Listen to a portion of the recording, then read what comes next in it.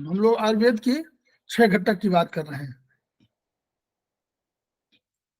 Sharing हो रही ना? नहीं हो रही? नहीं हो रही नहीं सर। सर, नहीं हो रही है सर। हाँ ठीक है, अभी अभी अभी अभी देखते हैं। नहीं हो रही।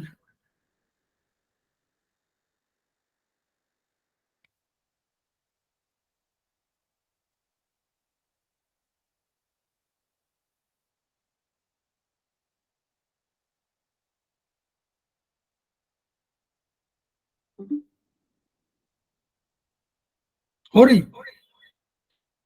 जी सर अब आई है।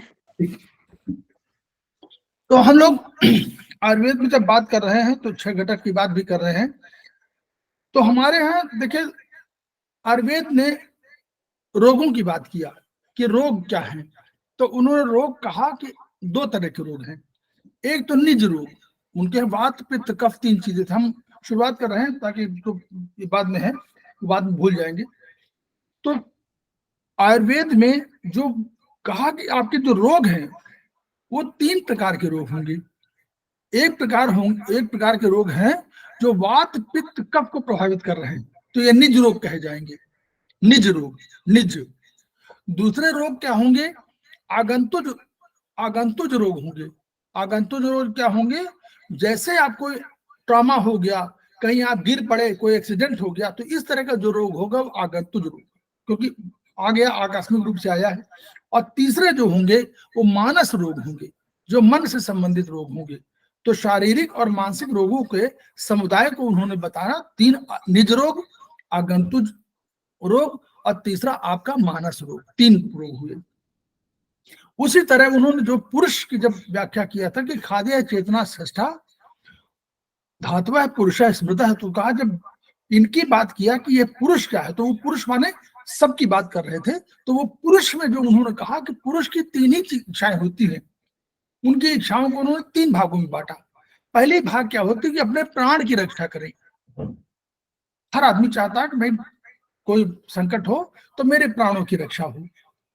फिर उसके बाद क्या चाहता है कि सुख, अब जब प्राण की रक्षा हो गई तो सुख चाहता है। तो सुख चाहने के लिए वो चाहता है कि धनैषणा, धन की प्राप्ति हो जाए।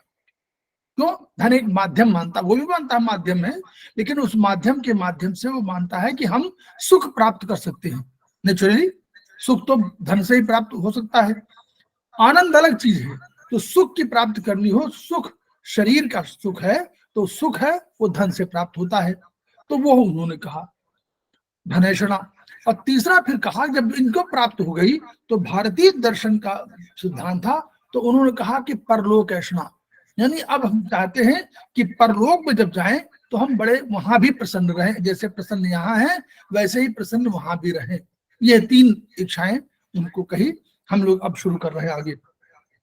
तो इन्होंने देखिए, हम लोग शुरुआत कर रहे हैं ऐसे कि शॉर्ट में बताते जा रहे हैं कि उन्होंने कहा सभी समस्त संपूर्ण जगत द्रव्यात्मक है, द्रव्यों से बना हुआ। द्रव्य आप भी हैं, प्रत्येक मनुष्य है, प्रत्येक स्त्री है, पुरुष है, सब जो है द्रव्यात्मक है और द्रव्य से भरा हुआ संसार है। इस संसार में कोई भी ऐसा नहीं है, जो भी होगा द्रव्य अनंत द्रव्य है। और उन सबके लिए 3 उन्होंने जो साइंटिस्ट थे, मॉडर्न साइंस थे, वो उन्होंने कहा गैस द्रव ठोस, इनकी 3 अवस्थाएं हैं। फिर उन्होंने कहा कि कभी ये नष्ट नहीं होती हैं, ये नष्ट नहीं होगा बल्कि इनका फॉर्म बदल जाएगा। ये सब चीजें हमारी विचारधाराएं थी। और हमारा हमें भारतीय दर्शन भी और चाइनीज दर्शन भी उसी को मानता था। लेकिन हम लोगों ने माना कि हमारे 5 तत्व हैं, तो 5 महाभूत हम लोगों ने कह दिया। और 5 महाभूतों बाद 9 द्रव्य 10 द्रव्य का सिद्धांत आ गया। तो हम लोगों ने कहा आकाश वायु अग्नि जल पृथ्वी और काल दिशा मन आत्मा तम, इनसे हमारा बना हुआ है। चाइनीज ने कहा कि हमारा 5 तत्व है, और उन्होंने कह दिया कि हमारा वुड है, दूसरा हमारा फायर है, तीसरा हमारा अर्थ है, चौथा हमारा मेटल है और 5वां हमारा जल है। तो 1-2 अंतर हुआ, लेकिन उन्होंने भी माना था कि नहीं। इसी को साइंस ने अभी कहीं ऑक्सीजन कह दिया, कहीं नाइट्रोजन कह दिया, कहीं कार्बन डाइऑक्साइड कह, इन सब के रूप में उन्होंने अपनी कल्पना किया और कहा कि इन मेटल भी उन्होंने कहा। इन सब चीजों से उन्होंने भी कहा, लेकिन माना भी उन्होंने 5-7 जो तत्व है उन्हीं से बन के उन्होंने कहा। ऑक्सीजन, कार्बन, ये सब बहुत महत्वपूर्ण उनके माने गए। तो सब यही हुआ। अब हमारे यहाँ जो सूत्र था, आयुर्वेद का जब सूत्र था, तो उन्होंने कहा कि एक तो पहला हमको कॉज ढूंढना है, और दूसरा लक्षण जो बताता है, लक्षण बताएगा बीमार व्यक्ति, और हेतु सूत्र में कॉज ढूंढना है, और औषध ज्ञान हम लोगों का मेडिसिन का है। हमारी मेडिसिन जो है आयुर्वेद में अलग थी, लेकिन आयुर्वेदिक एक्यूप्रेशर में हमारी मेडिसिन हो गई। हमारी प्रेशर पॉइंट्स जो हमारे थे, और हमारे इन सब कलर हो गए, उनकी ऊर्जा के रूप में जो हमने लिया, तो क्योंकि ऊर्जा का उपचार हम कर रहे थे। अब जब उन्होंने द्रव्य की जब बात की, तो द्रव्य में उन्होंने कंसेप्ट ये दे दिया कि जो मॉडर्न साइंस था वो तो कह रहा था कि द्रव्य ऐसी चीज है, मैटर, उन्होंने मैटर कहा। मैटर वो है जो किसी स्पेस में कोई स्पेस घेरता है, स्थान कोई घेरता है, और उसमें कोई वेट होता है, स्थान घेरेगा, वजन होगा, उसको हम लोग द्रव्य कह देंगे, ये उन्होंने कहा। हम लोगों ने कहा ऐसा नहीं, हमारे यहाँ द्रव्य को डिफाइन किया गया कि यत्राश्रुता कर्म गुण और कारणम समवाय तद द्रव्यम। हमने कहा कि जहां कर्म और गुण जिस पर आश्रित हो, उसको हम लोग, वो समवायी कारण हो, समवायी कारण नहीं, समवायी का कारण हो। समवायी माने ऐसा रिलेशनशिप, टुगेदरनेस का, जिसको आप अलग ना कर सके। ऐसे संबंधों में अगर आप हैं और हमारे कर्म गुण हम पर आश्रित हैं, तो उसी को द्रव्य कहेंगे। तो आप द्रव्य को आप घर मान सकते हैं, उसको अधिकरण मान सकते हैं। उस अधिकरण में कर्म और गुण दोनों आश्रित रहते हैं, दोनों स्थिर रहते हैं, दोनों अंदर रहते हैं, क्योंकि वही आश्रय स्थान है। जैसे हम लोग कहें कि हमारा आश्रय स्थान हमारा घर है, वैसे ही कर्म गुणों कह सकते हैं कि भाई हमारा आश्रय स्थान तो हमारा द्रव्य है, हम उस द्रव्य में रहते हैं। और लेकिन वही इतना है कि समवायी कारण वही है। ये जो द्रव्य है, वो द्रव्य हमारा समवायी कारण है, वो उनको बांधे हुए है, बांधे रखने के कारण वही द्रव्य है, ऐसा हमारा वो है। और समवायी तो निश्चित है कारण गुण।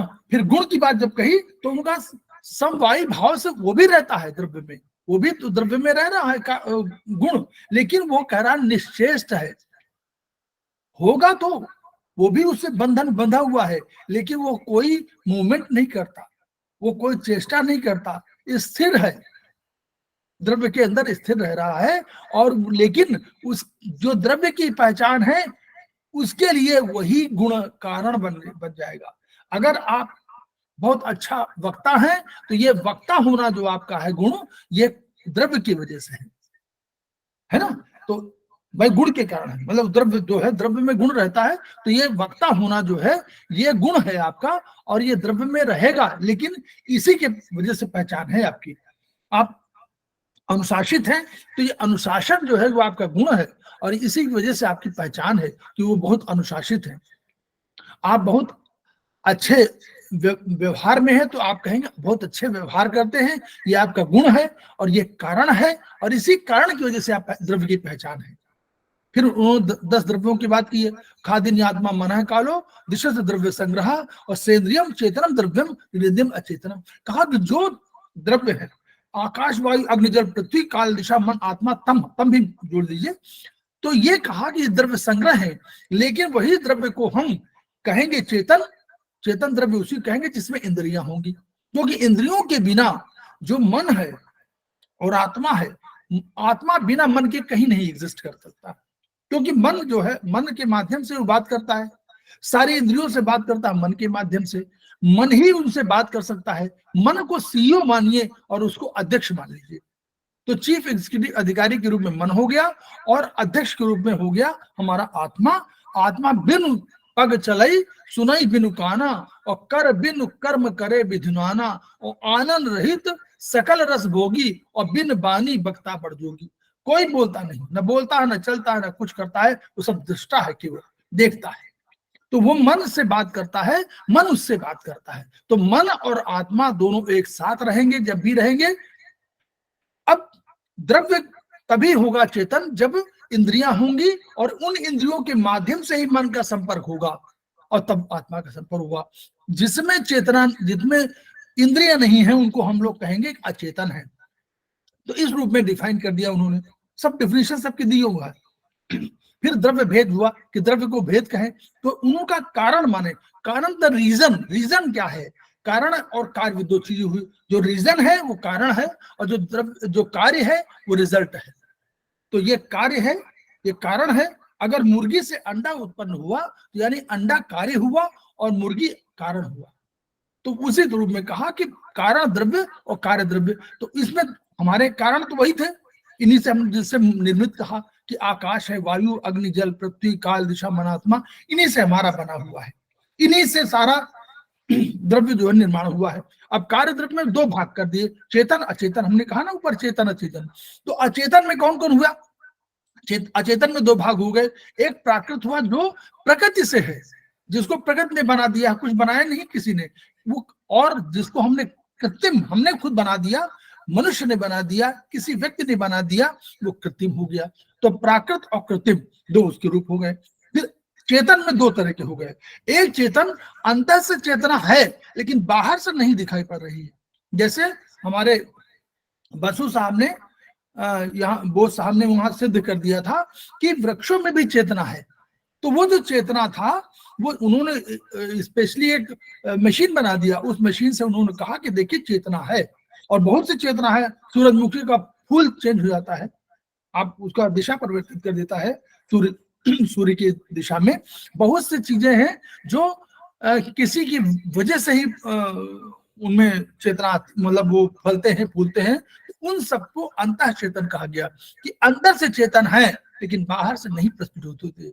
और दूसरे कह दिया गया बही प्लस अंतः प्लस चेतन।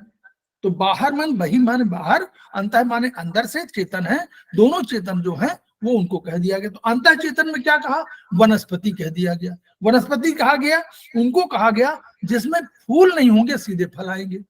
वानस्पत्य उनको कह दिया जिनमें पहले फूल आएंगे फिर फल आएंगे। विरुद्ध उनको कह दिया गया जो लता वितान है और एक दूसरे पर आश्रित रहती हैं वो है।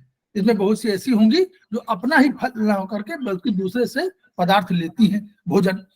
और औषधि उनको कह दिया गया जो अपना पहले नष्ट हो जाते हैं, पक जाते हैं, और पकने के बाद वो अपना समूल नष्ट करके और तब वो खाने योग्य या यूज करने योग्य होते, वो औषधि है। अब जब चेतन की बात है, जो अब चेतन मेन चेतन जो है, मेन चेतन बहिरंत चेतन है, ये बाहर से भी अंदर से दोनों है। ये जरायुज या पिंडज एक कहा गया। जरायुज और पिंडज को एक ही है, वही है जो जिसमें पिंड के रूप में उत्पत्ति होती है। माँ के गर्भ से निकले और वो पिंड के रूप में निकले तो वो जो है उनको जरायुज पिंडज कहा गया। अंडक जो अंडों से निकल आए बाहर, मतलब माँ के गर्भ से अंडों के माध्यम से आए और बाद में डेवलपमेंट यही हुआ, चाहे उसका अग्नि रही हो समय, दोनों की वजह से हुआ। स्वेदज माने स्वेद से, जो पसीने से उत्पन्न हुए स्वेद से वो हुआ है कीड़े मकोड़े। और उद्भिज जो जल से या पृथ्वी को फोड़ करके निकलते वो ऐसे उनको उद्भिज कहा गया। फिर कर्म की बात आई तो उन्होंने कहा कि अब वो उसमें नहीं पढ़ते हैं, ये बहुत बड़ा वो है, प्रयत्नादि कर्म चेष्टित मुच्यते।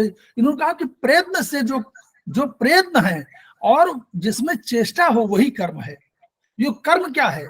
ये कर्म आपके अंदर, शरीर के अंदर, ये भी द्रव्य में है, द्रव्य में स्थित है, लेकिन ये जो चेष्टा से किया जाए वो प्रयत्न, जो कोई भी चेष्टा करें, जिसमें भी प्रयत्न करें, चेष्टा करें, जब तक चेष्टा नहीं करेंगे तब तक कर्म की उत्पत्ति नहीं होगी। तो इन चेष्टाओं कर्म है। तो कर्म का यानी मूवमेंट की बात कर रहे हैं वो, कहीं ना कहीं मूवमेंट की, अगर चेष्टा करेंगे तो मूवमेंट होगा। तो उस मूवमेंट को उन्होंने 5 भागों में बांटा। देखिए कर्मभेद में एक तो ऊपर उठना, यानी एक जगह से आपका संपर्क खत्म हो रहा है और एक जगह संपर्क बन रहा है। इसको नीचे से आपका संपर्क खत्म हुआ, ऊपर संपर्क बना, इसको कहेंगे ऊपर उठना, उक्षेपण। अवक्षेपण मन नीचे, अवक्षेपण नीचे गिरना। आकुंचन माने सिकोड़ना, कॉन्ट्रैक्शन। प्रसारण माने फैलना, और गमनम माने जाना, कहीं दिशा में जाइए। तो इन 5 कर्म भेदों के माध्यम से उन्होंने अपनी बात कह दिया कि कर्म क्या है। तो सबकी फिर उन्होंने और एक और कह दिया कि संयोगे विभागे चा कारणम द्रव्यमाश्रितम, और कर्तव्य से क्रिया कर्म कर्म नानपेक्षते। अब ये कहा कि संयोग और विभाग में जो कारण हो यही तो कारण है, कर्म ही तो कारण है। कर्म की वजह से तो संयोग हो रहा है, कर्म की वजह से विभाग हो रहा है। और ये द्रव्य में आश्रित हो, हम भी कहते हैं जो यत्राश्रिता कर्म गुणा कारणम, वहां पर यत्राश्रिता कर्म गुणा, कर्म और गुण उसमें तो आश्रित है ही है, तो उनका द्रव्य में आश्रित हो और ये संयोग और विभाग में कारण हो, यानी इसी के वजह से संयोग हो रहा हो, इसी के वजह से विभाग हो रहा हो। अब दूसरा सेंटेंस ये हुआ कि कर्तव्य से क्रिया कर्म, कर्तव्य की क्रिया कर्म है और कर्म नानापेक्ष थे। अब कर्तव्य की क्रिया की बात आई तो ये चूंकि फिलोसफिकल कंसेप्ट है, इस पर हम लोग नहीं कहें कर्तव्य क्या है और कर्तव्य क्या है, इसका अलग फिलॉसफी है। कर्तव्य वो है जो चीजें थी उन्होंने, क्योंकि मोक्ष प्राप्त करना लक्ष्य था, इसलिए वो चाहते थे कि हम लोग वो काम करें जिससे हमारा मोक्ष प्राप्त हो जाए, जिसमें हम क्वालिफाई कर जाए, जिसमें हम सतोगुण से युक्त हो जाए। सतोगुण जब तक नहीं आएगा तब तक हम मोक्ष नहीं प्राप्त कर पाएंगे। इसलिए कर्तव्य की बात उन्होंने कही कि कर्तव्य करिए, तभी आप जो है अपने जो जो बहुत सही चीजें हों जगत में उनको करेंगे तो आप मोक्ष प्राप्त करने की दिशा में आगे बढ़ेंगे, सतोगुण आएगा।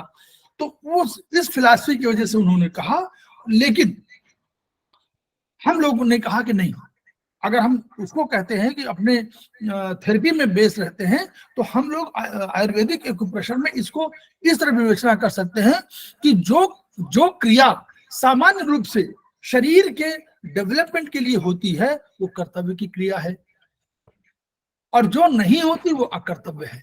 जैसे हम भोजन अगर ग्रहण करें और भोजन का काम जो है कि ऊपर से नीचे जाना है, यानी मुंह से और उसको स्टमक में जाना है, तो हम कहेंगे कि ऊपर से नीचे के मूवमेंट जो होगा भोजन का वो कर्तव्य है, जो उल्टा होगा वो उल्टी है, अकर्तव्य है।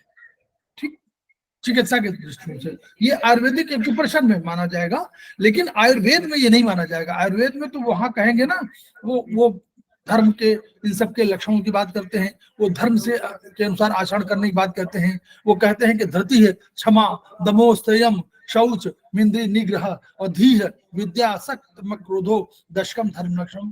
धैर्य होना चाहिए, धृति क्षमा होना चाहिए, क्षमाशील होना चाहिए, दमोस्तयम अपने दमन करना चाहिए, मन का दमन करना चाहिए, इंद्रियों का दमन करना चाहिए, इंद्रिय निग्रह होना चाहिए, धी बुद्धि होनी चाहिए, विद्या होनी चाहिए, अक्रोध होना चाहिए। ये सब हमारे लक्षण धर्म के हैं। तो इस तरह जो जितने इस तरह के है कि क्षमाशील हो, आप अच्छा परोपकारी हो, ये जो कर्तव्य है वो होने चाहिए। तो वहां पर आयुर्वेद है, लेकिन हमारा दूसरी लाइन, कर्म नानद अपेक्षते, कर्म अपने काम को करने के लिए वो कारण है, संयोग विभाग में वो कारण है, लेकिन वो किसी अपेक्षा नहीं करता है, वो किसी को बुलाता नहीं है कि मेरी सहायता के लिए आप आइए और तब चलिए।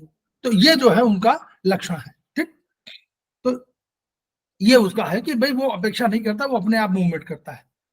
फिर गुण तो हम लोग पढ़ चुके हैं। अब हम लोग आगे आगे आ गए थे कि ये हम लोगों ने गुण पढ़ दिया था। तो गुण में भी आप समझ लीजिए, इसको अब आप लोग पढ़ा तो है, लेकिन अब आप जो है इस रूप में पढ़िए कि आकाश, वायु, अग्नि, जल, पृथ्वी, इनमें कौन सा गुण कॉमन है, कौन सा गुण अलग अलग है। जैसे आप देखिए आकाश में, देखिए मृदु है, लघु है, सूक्ष्म है। तो ये लघु सूक्ष्म होना इसका स्वभाव है। और ये देखिए ये इसमें नहीं है, वो वायु में भी मिल जाएगा, सूक्ष्म मिलेगा, लघु मिल जाएगा, अग्नि में भी लघु मिलेगा और सूक्ष्म मिलेगा। लेकिन तीनों में अलग अलग ये है कि वहां तो मृदुता है और कहीं मृदुता नहीं मिलेगी। आकाश में मृदुता है, वायु में मृदुता नहीं है। वायु में क्या है, रुक्षता है और खरता है। अग्नि में उष्णता है, तीक्ष्णता है। ये उसका मूल नेचर है, उष्ण है, तीक्ष्ण है। उसी तरह जल में आपको द्रव मिलेगा, शीत मिलेगा, मंद मिलेगा। अब देखिए ये मंद जो है, शीत वो है, वायु में भी है, लेकिन वायु की शीतलता और जल की शीतलता में अंतर यह है कि वायु में रुक्षता है, जल की शीतलता में मंदता और मृदुता है। मृदुता आकाश में है, मृदुता जल में है। सब जगह नहीं मिलेगी, आकाश में मृदुता मिलेगी और जल में मृदुता मिलेगी। अब देखिए पिछिल केवल जल में मिलेगा और कहीं नहीं मिलेगा। तीन गुण है विशद आपको वायु में मिलेंगे, विशद अग्नि में मिलेगी और विशद पृथ्वी में मिलेंगे। लेकिन सबके विशद में अंतर है। वायु का विशद है रुक्ष होगा, अग्नि का विशद जो है तीक्ष्ण होगा, उष्ण होगा, और पृथ्वी का विषद जो है मंद होगा, स्थिर होगा, कठिन होगा, गुरु होगा, सांद्र होगा, स्थूल होगा। ये इस रूप में हम लोगों को सबको देखना है। जल में कभी शीतलता हो, वायु की शीतलता हो, तो वायु की शीतलता दूसरी तरह की होगी, जल की शीतलता दूसरी तरह की होगी। जल मंद होगा, पिछल होगा, उसका जल का जो कर्म है वो बंधन है, एक दूसरे को बांधता है, यानी जो स्नेह का बंधन हो वो जल की वजह से है। जल बांधता है भौतिक रूप में, सीमेंट स्टील सबको बांधता है, और पराभौतिक रूप में माँ की ममतामयी, पिता की ममतामयी जो छाया है वह बांधती है। आपके भाई बहन का जो स्पर्श है वो बांधता है। ये जो जगत में इस तरह के जल है। अग्नि का है, अग्नि का बंधन दूसरी तरह का है। अग्नि में ये नहीं है, अग्नि तो है स्त्री और पुरुष, मतलब पति पत्नी, प्रेमी प्रेमिका वाला जो संबंध है वो अग्नि का बंधन है, वहां पर वो अग्नि तत्व है। वायु का तत्व जो है, वायु क्या, विशद, विचार, यानी जो भी आप रॉक्स ग्लानी विचार, कोई भी विचार आप कर रहे हैं वो वायु का विचार है। यानी आप जो सोचते हैं, इनिशिएटिव लेते हैं, वो विचार वायु का विचार है। रुक्षता है लेकिन ग्लानी भी तो है, क्योंकि वहां अगर आप बहुत एक्टिव है तो आप ही डिप्रेशन भी जा सकते हैं, ये उसका। और वायु सुखा देती है, ये भी उसका है। आकाश का क्या है, सौशीर्य है, सौशीर्य उसका मेरे, मृदा तो है ही है, सौशीर्य है, छिद्र युक्त है, वो उससे अप्रतिघात वाला, कोई प्रतिघात नहीं करेगा। कहीं आकाश में मुक्का मारिए कुछ नहीं होगा। पृथ्वी जो है कठिन है, मंद है, मंद जल भी है, लेकिन पृथ्वी स्थिर भी है, ठीक है। और जो उसके हमारे जो तन्मात्राएं हैं वो वही वाला पूरा है, शब्द स्पर्श रूप रसगंध। तो ये इस रूप में हम लोगों को विवेचना, दोनों को तुलना करनी है, और तुलना के माध्यम से हम लोग जानना है। सामान्य विशेष में आया कि सर्वदा सर्वभावानां सामान्य वृद्धि कारणम ह्रास हेतु विशेष से प्रवृत्ति उभय सुतु। तो यानी सभी भावों में, सब भाव क्या हुआ, द्रव्य है, हम लोग का द्रव्य है, गुण है, कर्म है, तीनों चीजें भाव है। तो यानी एक चीज में मत लीजिए, एनर्जी, कलर, जितना भी लेना सब ले लीजिए।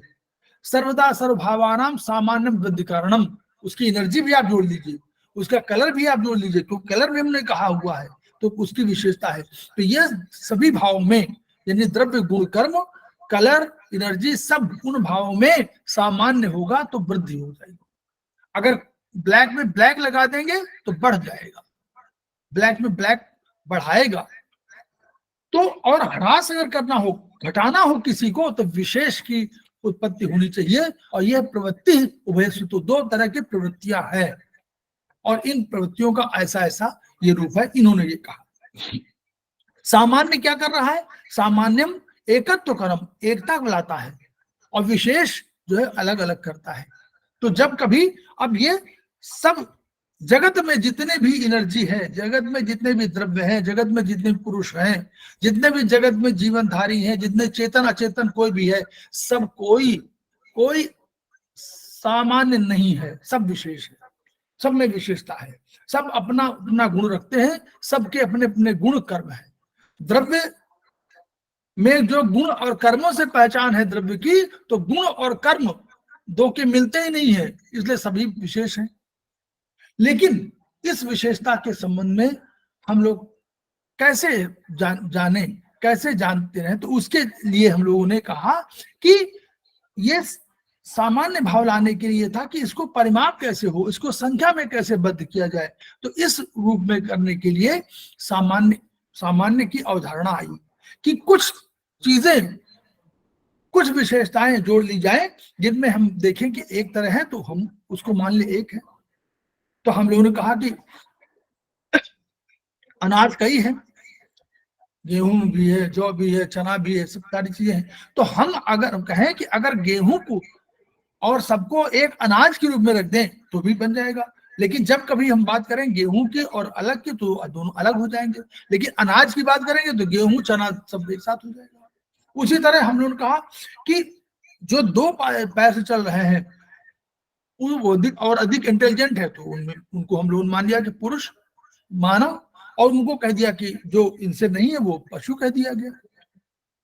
तो तो पशु और उनमें अंतर कर दिया गया, फिर पशुओं में भी अंतर कर दिया गया, नारी पुरुष में, यहाँ पुरुषों में अंतर कर दिया गया, मानव में अंतर कर दिया गया, नारी और पुरुष बना दिया गया कि एक तरह के ये है विशेषताएं तो ये पुरुष है, एक तरह की विशेषताएं तो ये नारी है। तो इनसे क्या हुआ, आसानी क्या हुई, इस आसानी ये हुई कि हमको कैलकुलेशन में, माप में, परिमापन में, हमको संख्या में हमको आवश्यकता पड़ी कि हम इसको नाप सकते हैं, इसलिए हम लोग लाए। देखिए वही वैशेषिक गुण है। गुरु सर एक वो है कि गुरु सर शीत मंद मृदु पिछल जान सुजान और खर द्रव्य स्निग्ध सहित है, सूक्ष्म गुणों की खान, लघु कठोर स्थूल है, श्लक्ष्ण रुक्ष है शान, और तीक्ष्ण सांद्र है उष्ण सब, स्थिर विशद समान। ये द्रव्यों के 20 वैशेषिक गुण हैं।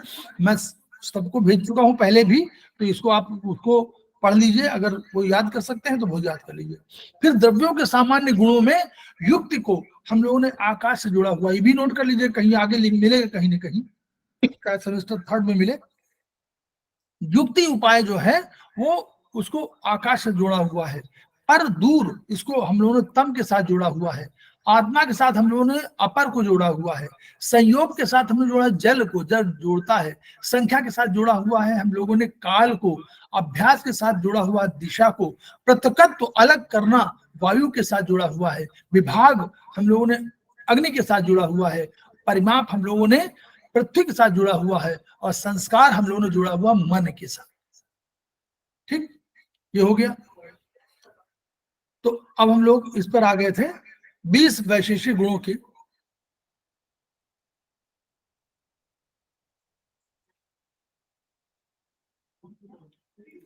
अब गुरु और लग की बात जब कर रहे हैं हम लोग, तो वहां पे हम लोग शुरू कर रहे हैं। ठीक है, यहां तक तो क्लियर है, कल भी कह दिया गया था, उसको एक शॉर्ट में बता दिया गया, यहां तक तो कोई प्रॉब्लम नहीं। आगे चले हम लोग। Yes sir. ठीक, अब हम लोग 20 वैशेषिक, जो हम लोग गुरु और लघु की बात हम क्या करते हैं वो क्या है। ऐसा नहीं कि वाणी जो भारी हो, लोहा हो तो ये भारी है, इस रूप में नहीं। गुरु और लघु का दूसरा मूल्यांकन जो है यहाँ कह रहे हैं कि देखिए चिकित्सा है ये, यहाँ गुरु और लघुता का है कि हल्कापन और उसकी गुरुता, मतलब यानी वो आपके शरीर को भारी बना देता है कि आपके शरीर को हल्का बना देता है। अगर मूवमेंट करने से आपका शरीर लघु होता है, तो ये मूवमेंट जो हुआ, कोई भी मूवमेंट, तो वो आपको हल्का बना, तो लघुता है उसमें, है उसका लघुता स्वभाव है।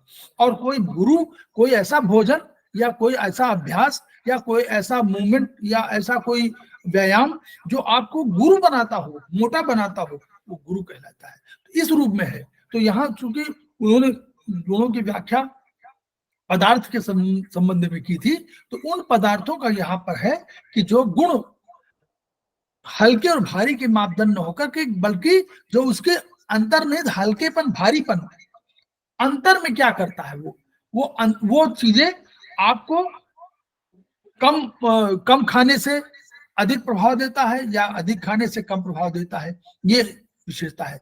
जैसे हम लोगों ने भी हार्मोन्स पढ़ रहे थे, तो उनका कि हार्मोन बहुत सूक्ष्म मात्रा में है लेकिन प्रभाव बहुत व्यापक है। तो अब वो देखिए, अब वो क्या हुआ, वो तो गुरु नहीं, गुरु हुआ ना, वो तो लघु नहीं हुआ ना। गुरु भोजन द्रव्यों के सेवन से शरीर में भारीपन आता है और हल्के द्रव्यों के सेवन से कृष्णता आती है। कोई ऐसा भोजन आपको दिया जाए जिससे कहेंगे कि आपके भोजन खाने से आपका शरीर पतला होगा, तो इसका मतलब वो लघु है। अब गुरु माने पूरी सब्जी आप खा रहे हैं तो वो गुरु भोजन होगा, इस रूप में जिसमें शरीर में आपकी गुरुता आती है, भारीपन आता है, तो इस रूप में इसको लीजिए, है ना। अब अव्यक्त, देखिए हम लोग पराभौतिक और भौतिक पराभौतिक की बात भी कर रहे हैं। पराभौतिक में क्या कहेंगे कि पिता और पुत्र का संबंध पराभौतिक है, रिलेशन माने पराभौतिक। तो यहाँ गुरु और लाघव का, वो गुरु है। क्यों गुरु है? क्योंकि वो पिता है, पहली पीढ़ी का है, उसके बाद लघु है क्योंकि वो दूसरी पीढ़ी का है। तो इस रूप में हम लोगों को पराभौतिक ये मान सकते हैं। देखिए जितना उपचार मोटे शरीर के लिए आवश्यक है, उतनी मोटी अकल के लिए। किसी की बुद्धि जो है तो उसको मोटा कहेंगे ना, मोटा अकल, हल्का माने जल्दी एक्सेप्ट कर लेना, जल्दी एक्सेप्ट कर लेगा तो वो उस रूप में हम लोग गुरु लोग का अपनी विवेचना आयुर्वेदिक एक्यूप्रेशर में करेंगे। आयुर्वेद में इसका पदार्थों के आधार पर था कि इस द्रव्य को आप देंगे तो इससे शरीर में पतलापन आएगा, हल्कापन आएगा, पतले होंगे दुबले पतले हो जाएंगे, उससे भारी हो जाएंगे। तो कहते नहीं तो इसको मत खाओ, बादी बादी बोलते थे, बादी माने बढ़ जाना, बादी कहते थे बादी हो जाएगा, मतलब माने भोजन आपका आपको भारी बना देगा। सर और स्थिर, तो ये देखिए सरत्व माने मोशन, स्थिरता स्टेबिलिटी। तो हम लोगों को इन सब गुणों के आधार पर ये देखना है कि क्या चीज, क्या ये इन हमारे यहाँ जो यूज था उन्होंने पदार्थों में किया, हम लोग उसको अपने करते हैं कि कोई चीज स्थिरता ला रही है और कोई चीज मोशन ला रही है तो हम लोग कैसे। सरत्व तो क्या है, चेतना। अब देखिए जितना वस्तु में हमारे शरीर में बहुत ऑर्गन है, किसी में मोशन चाहिए, किसी में स्टेबिलिटी चाहिए, तो जहां जहां जो चीज चाहिए वो अगर नहीं है तो हम लोग को इन गुणों का आश्रय लेना पड़ेगा। स्थिरता माने जड़त्व। अब अगर मस्तिष्क स्थिर हो जाए तो ठीक नहीं है, मस्तिष्क को तो मोशन में होना चाहिए, और लेकिन हड्डियां अगर स्टेबल न रहे तो हमारे उल्टा हो जाएगा। तो हम उसी रूप में कहते हैं कि वायु में सरत्व की प्रधानता है और पृथ्वी में स्थिरता की प्रधानता है। तो जहां कहीं आवश्यकता हो कि सरत्व चाहिए वहां हम लोग कहेंगे कि हम यूज करेंगे इसका, हम वायु का प्रयोग करेंगे, और जहां स्थिरता की आवश्यकता होता है वहां हम लोग पृथ्वी का प्रयोग करेंगे। देखिए रक्त संचार की गति, देखिए अब ये इससे हम लोग पहचान भी करेंगे कि रक्त शरीर में हम लोग पहचाना कि हम लोग हृदय की गति है कोई, अब कोई द्रव्य की गति है, चाहे रक्त की गति हो चाहे हृदय की गति हो, अब गति कम हुई तो यानी सरत्व को ही प्रभावित हुआ, स्थिर हो रही है तो यानी वो पृथ्वी की तरफ बढ़ रही है, तो हमको उल्टा करना है। तो यानी रोग विकृति को पहचानने का तरीका भी है। रक्त संचार की गति मंथर होगी माने कम होगी, और अथवा अधिक होगी तो रोग लक्षण है। उल्टी या दस्त में मल की गति को स्थिर करना, हम लोग क्या करते हैं उल्टी गति में, हम लोग जब देखते हैं कि उल्टी हो रही तो हम लोग क्या करते हैं उसको जो आवृत्ति है, आवृत्ति माने वायु की गति हम लोग कम कर देते हैं, वायु को हम लोग टू को सेडेट कर देते हैं, तो वही हम लोग कहना है, और उसको स्थिर कर देते हैं, किसको, पृथ्वी को, 5 को बढ़ा देते हैं। तो ये इस रूप में जो मानव शरीर में प्रत्येक जोड़, आप पढ़िएगा इसको बढ़िया से, जोड़ ऊतक टिश्यू, हमारा जो घुटने हैं इनका गतिशीलता होनी चाहिए ना। अगर वो स्थिर हो गए तो कहते नहीं भैया बिल्कुल स्थिर हो गए, जड़ हो गए हैं, हिलते नहीं है, यानी मूवमेंट नहीं हो सकता। मूवमेंट के लिए तो जरूरी है ना कि उसका मूवमेंट हो, तो वही है। उसी तरह अगर हम लोग बैठे हों और स्थिर न रहें तो इसका कहीं ना कहीं गड़बड़ी है। बैठे हों और पैर वैर लगातार मूवमेंट कर रहे हो तो कहीं स्थिरता नहीं है ना, स्थिर बैठना चाहिए ना। लाख बोलते नहीं रहो अरे थोड़ा स्थिर बैठो, तो ये जब बैठना स्थिरता है, लेटने में स्थिरता है, उसमें चल तो नहीं होना चाहिए, चलत माने सरत तो नहीं होना चाहिए, चल नहीं होना चाहिए। तो ये अगर ये हो रहा है तो, लेकिन अगर जिसमें आपको चलना हो वहां स्थिरता आ जाए तो गलत है। सब उसको कोई भी हो, जहां हिलना है, हिलना स्वभाव है, हिलना नेचर है, हिलना नॉर्मल है, वहां हिलना चाहिए। जहां हिलना नॉर्मल नहीं है वहां स्थिरता चाहिए, तो वो स्थिरता अगर नहीं है तो रोग है।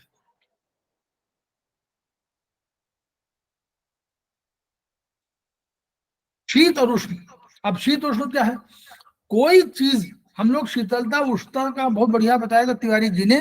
क्या कहा था, शीतलता क्या है, हम लोगों ने कहा था कि जो अगर हमारे 7 pH 7 से अधिक हो जाएगा तो हमारे शीतलता का द्योतक है, और 7 से कम हो जाएगा तो हमारे उष्णता का द्योतक है, अग्नि वाला।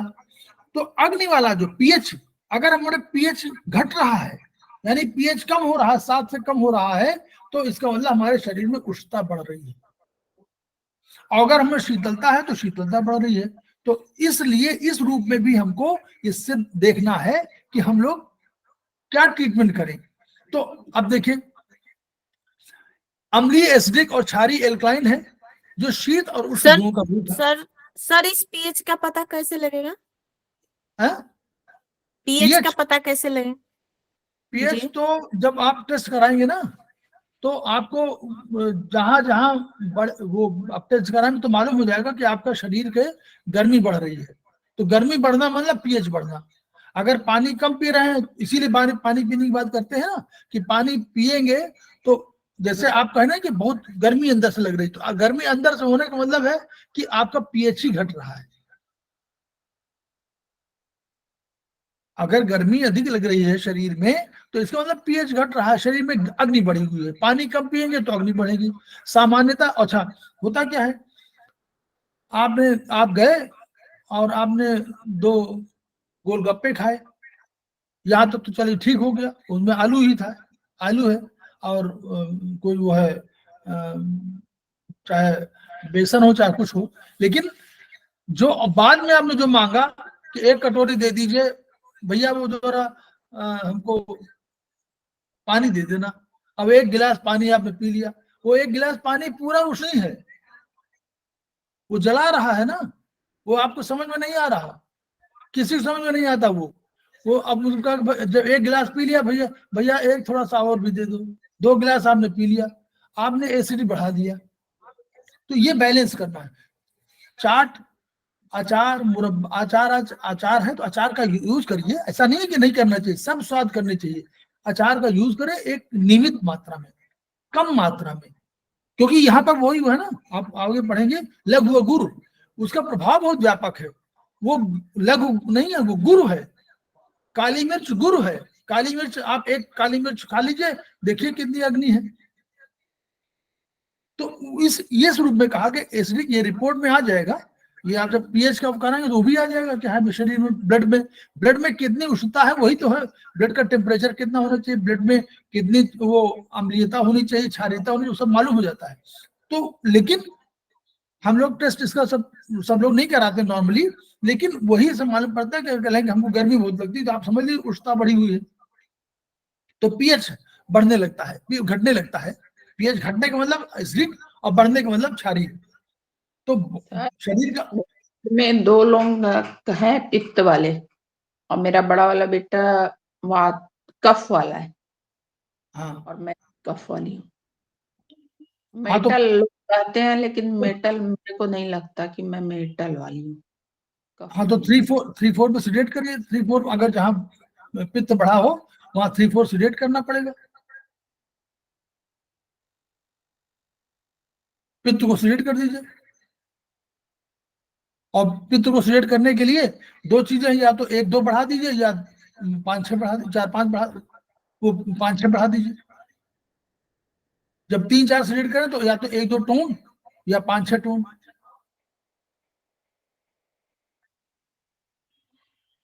तो ये इस तरह, मतलब हम लोग को पहले तो हम लोग जो कर सकते हैं, जो जैसे पानी पीना, ये हमारे वश में है। अगर आपको याद नहीं रहता तो हार्मोन उस पर ट्रीट करिए, TW20 या लेफ्ट थंब हाइपोथैलेमस, पढ़ाया ना, हाइपोथैलेमस कंट्रोलर है मुन्नी त्रिपाठी, हाइपोथैलेमस पढ़ा, उसके 2 वो है, चाइनीज में TW20 है, वो भी यहीं पर आता है, यहाँ पर। जी जी सर। और हमारे उसमें हाइपोथैलेमस यहाँ रखा गया है, ऊपर वात ज्वाइंट में, लेफ्ट थंब में। तो अगर याद नहीं रहता, मतलब कि पानी पीना है कि नहीं पीना, तो इसको करिए, इसको मेथी बांध दीजिए, तो इससे याद आने लगेगा। फिर पानी पीजिए, पानी धीरे धीरे पीजिए, इकट्ठा मत पीजिए, एक साथ मत पीजिए, खाना खाने के साथ मत पीजिए, खाने के बाद पीजिए, खाने के आधे घंटे पहले पी लीजिए जो पीना थोड़ा बहुत। तो ऐसे ये आचरण करने से, गोलगप्पे का पानी कम पीजिए, गोलगप्पा खाइए, थोड़ा जो पानी उसके साथ मिल रहा है करिए, 2 गिलास पानी मत पीजिए। अचार को बिल्कुल चटनी अचार की तरह खाइए, उसको सब्जी की तरह मत खाइए। यही सब जो गुण है वो अम्लीय गुण है। तो ठीक है, देखिए आगे पढ़िए कि हार्मोन्स और एंजाइम्स प्रधानतया उष्ण माने गए हैं। देखिए, हार्मोन्स, एंजाइम्स पचाने के लिए आवश्यक होता है, पचाने के लिए एंजाइम्स आवश्यक होता है, बिना एंजाइम के पच नहीं पाएगा ना। तो वो जरूरी है, जो ये तो जरूरी है, इसको चाहिए ही चाहिए। हार्मोन्स की वजह से बहुत से फंक्शन प्रभावित होंगे, अगर हार्मोन्स नहीं हो तो बहुत से फंक्शन प्रभावित नहीं होंगे, मतलब हो ही नहीं पाएंगे। तो इनकी आवश्यकता है, लेकिन ये सूक्ष्म मात्रा में है, ये सूक्ष्म मात्रा में है, 2 गिलास वाले में नहीं है ये छोटा, वो 2 गिलास पी लेंगे तो हार्मोन बहुत अधिक अंतर करेगा, तो ये समझिए। तो इनको, इनमें से कुछ एंजाइम्स पैंक्रियाटिक जूस वाले हैं। पैंक्रियाटिक जूस का हम लोगों ने पढ़ा है, याद करिए, पैंक्रियाटिक जूस का हम लोगों ने ये पढ़ा है कि उसके जो है द्रव्य वो शीत प्रकृति के है, एल्कलाइन, एल्कलाइन माने शीत प्रकृति, एल्कलाइन बताया गया था ना, एल्कलाइन है, तो वो शीत प्रकृति के है। तो जो शीत वाला है वो, उसको आप अगर यूज कर रहे हैं तो मतलब उसके नुकसान नहीं है। उष्ण तो लेना ही पड़ेगा, क्योंकि हार्मोन्स लेना पड़ेगा, एंजाइम्स अपने आप ही बॉडी निकालेगी, वो आपको कहने की जरूरत थोड़ा पड़ेगी।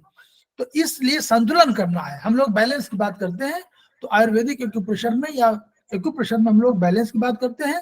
तो ये दोनों के समस्थापन, होम्योस्टेसिस, ये पहला जो सिद्धांत बीएचबी का है, संतुलन, संतुलन हमको करना है। देखिए, ओरल कैविटी और आमाशय में स्रावित होने वाले उष्ण कहलाते हैं। आमाशय में क्या होता है, HCl, HCl होता है ना, HCl।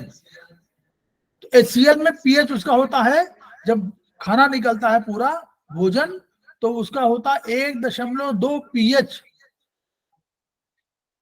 अगर लोहे पर, लोहे की मोटी रॉड में उसको ऊपर से डाल दिया जाए तो वो छेद करके नीचे निकल जाएगा,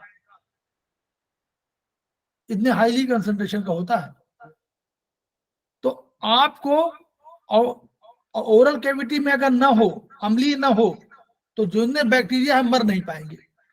तो बैक्टीरिया मारने के लिए उसको 6.8 से 7 के बीच में, 6.3 से 6.8 या 6.9 तक उसको रखना पड़ता है, ताकि बैक्टीरिया मर जाए अम्ल में, ठीक है। तो ये इस तरह, इस रूप में है। और कुछ जो है, दोनों जो जो जो हम लोग जिनको बोलते हैं कि पीएच इनका कुछ नॉर्मल टाइप का 7 के आसपास है, 7 से थोड़ा बहुत इधर है, वो नॉर्मल कहलाते हैं, तो ये तटस्थ है ना। अब पराभौतिक में क्या है, शीत और उष्ण क्या है। आप किसी के पास मिलने गए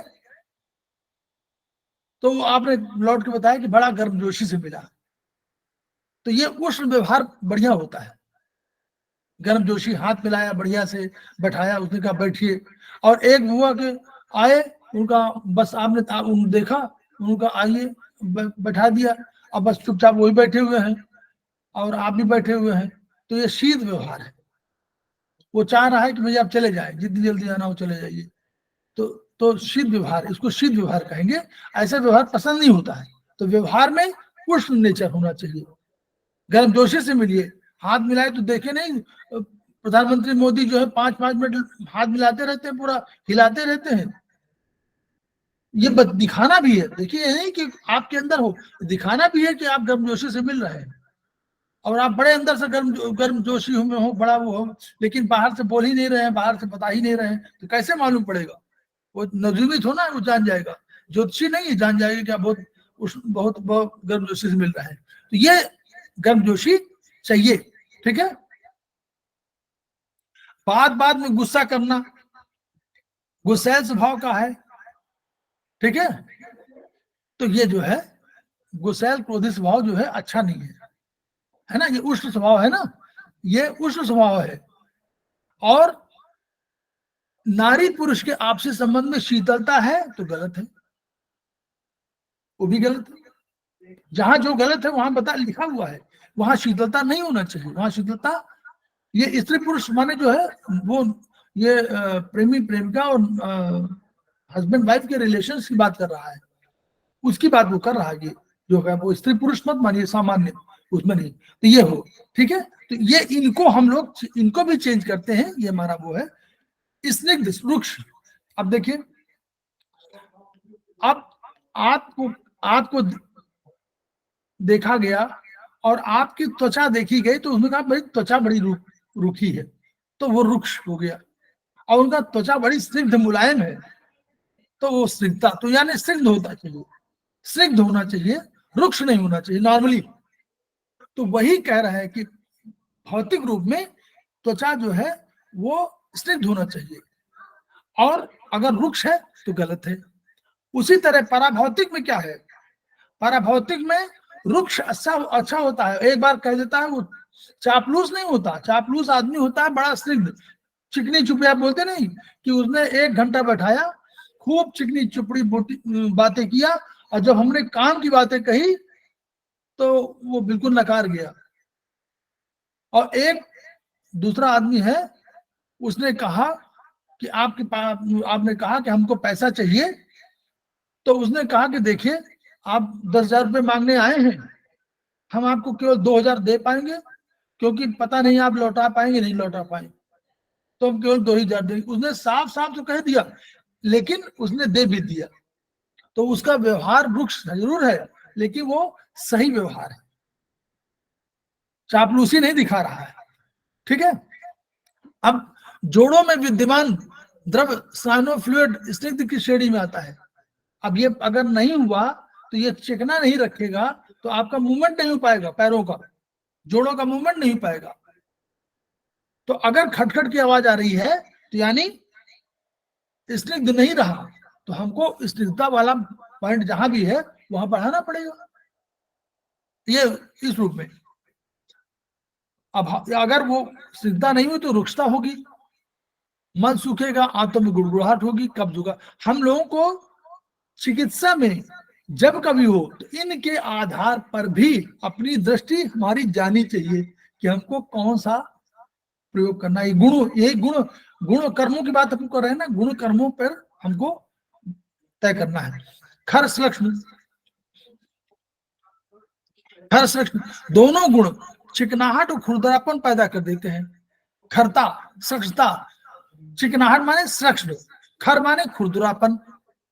तो सख्त गुण चिकनाहट संबंधित है और प्रतिघात को समाप्त कर देता है, यानी रेजिस्टेंस नहीं रहता इसमें। तो ये जो है सक्षण, आकाश के गुण जो है चिकनाहट वाला है, वो प्रतिघात को समाप्त, प्रतिघात नहीं रखता, रेजिस्टेंस नहीं रखता। और इस सत्व और जल, देखिए बहुत बढ़िया कहा है, सत्व और जल मिलाएंगे तो द्रव्य सक्षण कहलाएगा। भीगा हुआ आटा में जब खरता बढ़ जाएगी, अगर खरता अधिक हो गई तो रोटी नहीं बन पाएगी। अगर आपने आटा अधिक मिला दिया तो वो रोटी थोड़ा बन पाएगी, उसका एक कॉम्बिनेशन होना चाहिए, उस कॉम्बिनेशन में रहेंगे तो भी वो आपको रोटी बन जाएगी। कीले मुहासे हो जाएंगे चेहरे पर तो रुक्ष हो जाएंगे। समझौतावादी, पराभौतिक, कॉम्प्रोमाइजिंग व्यक्ति को फिसलने वाला नहीं कहते हैं, वो विचारों में प्रतिघात के कारण है। जो समझौतावादी होता है बैलेंसिंग वाला होता है, बैलेंस कर रहा है, वो ऐसा नहीं है कि बेकार बोल रहा है, फिसलने वाला नहीं है, बल्कि वो क्या कह रहा है, वो दोनों के बीच बैलेंस विचार कर रहा है। और जो चिड़चिड़ा होगा, अनकॉम्प्रोमाइजिंग हो जाएगा, वो ठीक नहीं है। हड्डी में खरता, टेढ़ापन, व्यवहार में टेढ़ापन अगर आएगा तो ठीक नहीं होगा, अच्छा नहीं होता है, हड्डी टेढ़ी हो जाती है। जहां तक बताना हो बोल दीजिएगा, वहां पे रोक दूंगा। अभी चलूं? एनीवन? थोड़ी सी देर करा दीजिए सर अभी। हाँ ठीक ठीक। तो तीव्र और मंद, ये वाला पूरा पढ़ा देते हैं, बस 2 ही 3 रह गया है। तीव्र और मंद, तीव्र माने क्या, तेज, मंद माने, अब इसमें क्या है, देखिए जो हम लोगों ने अम्ल पढ़ा है ना, एसिडिक, वो हमेशा प्रतिक्रिया में तीव्र होता है, तीक्ष्ण होता है। उष्ण का है ना गुण, तीक्ष्ण, अग्नि का गुण। तो जो है अम्लीय द्रव्य है, ये बहुत तेज एक्शन करता है और उग्र होता है।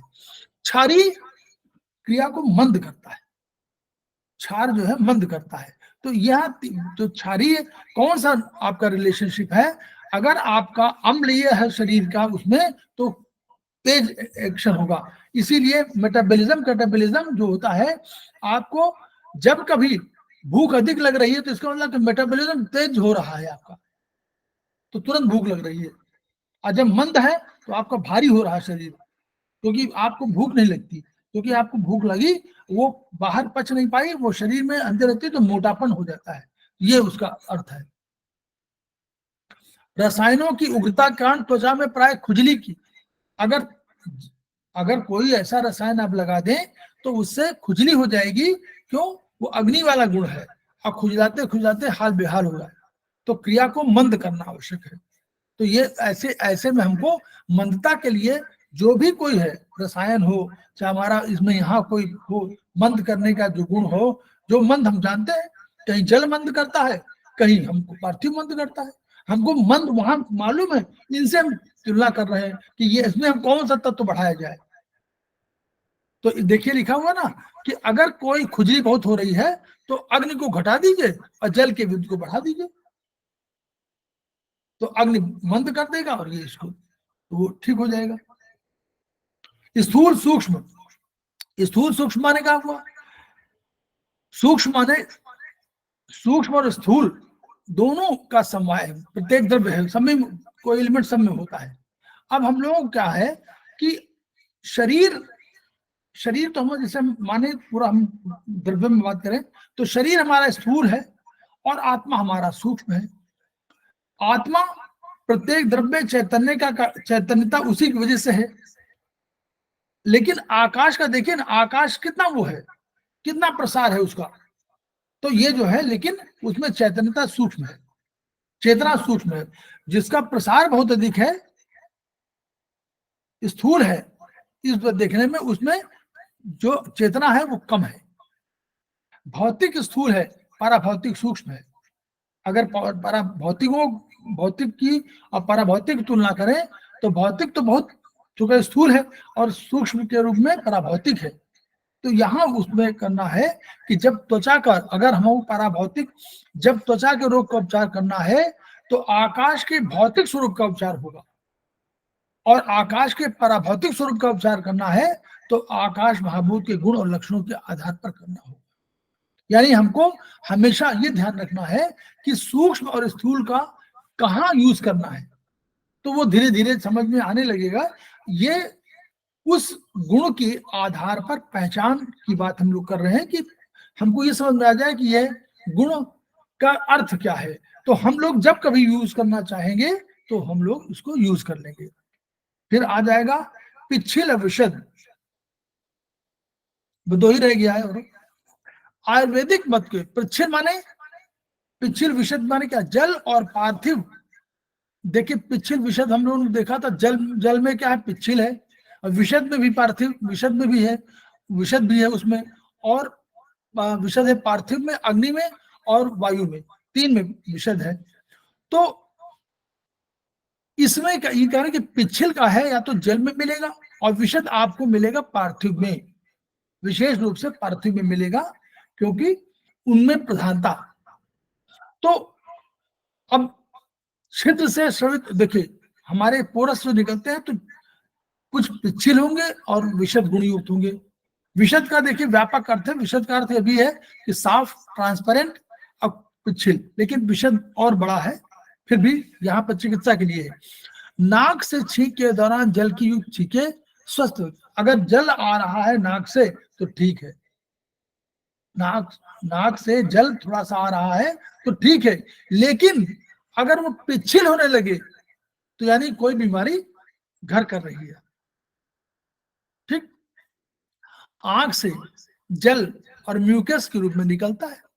नाक से गाढ़ा स्राव पिछिल होता है, तो नाक से जब गाढ़ा स्राव निकलता है तो आप कहते नहीं है कि आजकल नाक जो है बहुत गाढ़ी निकल रही है, तो इसका मतलब कि कहीं रोग सूचक है, चाहे सर्दी हो चाहे गर्मी हो, कहीं भी हो। उसी तरह आंख से नेत्रों की सफाई के दौरान जल और म्यूकस निकलता है। पिछिल स्राव चिपचिपा है जबकि विशद पारदर्शी और साफ है। तो ये ध्यान देना है कि जो जिसका नेचर है, अगर आंख का कीचड़ का है वो थोड़ा सा पिछिल हो लेकिन मेन जल हो, म्यूकस हो तो ठीक है, लेकिन अगर अधिक पिछिल हो गया तो यानी कोई इन्फेक्शन हो गया है। उसी तरह जो मेल स्पर्म है वो उनका पिछिल होना चाहिए, अगर पिछिल नहीं है तो नुकसानदेह है, तो इसका मतलब बीमारी है। ठीक है, तो ये हमको पिच्छिल कौन है, कौन होने चाहिए, ये हमको जानकारी करके और पिच्छिल और विशद के रूप में हम लोग ट्रीटमेंट कर सकते हैं। अब आया मृदु कठोर। जल तो मृदु है होता है ना, तो जल का गुण भी बदलता है, कठोरता पृथ्वी है। तो ये हमने देखे, हम लोग क्या करते थे, हम लोग जल में कहते नहीं कि जल में, जल जो है मृदु हो तभी हम पीने लायक होगा, मीठा नहीं होगा तो कहते हैं कि पानी पीने लायक नहीं है। पृथ्वी में कठोरता है, हड्डियां हैं, कठोर होनी चाहिए, लेकिन उनमें अगर मृदुता बहुत आ गई तो भी नुकसानदेह है।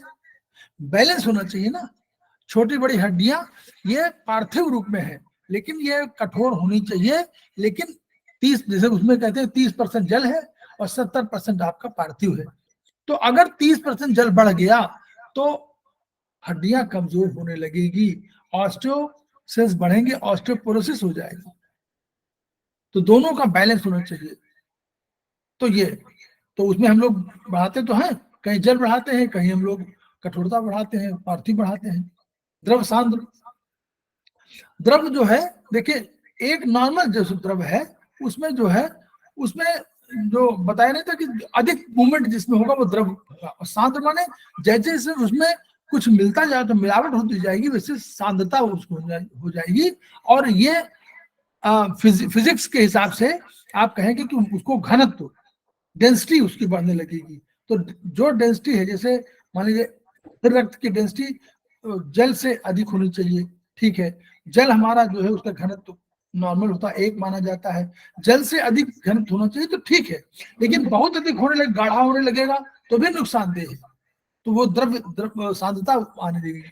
तो इसी तरह कान, नाक, मुंह, आंख से स्रवित होने वाले उत्सर्ग जो निकलते हैं उनका मानक घनत्व निर्धारित है, उससे कम ज्यादा होंगे तो नुकसानदेह होगा। तो इससे क्या होगा, देखिए रिप्रोडक्टिव टिश्यू सामान्य रूप से सांद्र है, अगर पतला हो गया तो रोग का सूचक है। सलाइवा हो, इसकी विरलता सांद्रता के आधार पर रोग का निर्धारण करते हैं। ये उनको 10 विशेष गुणों का व्याख्या हो गई।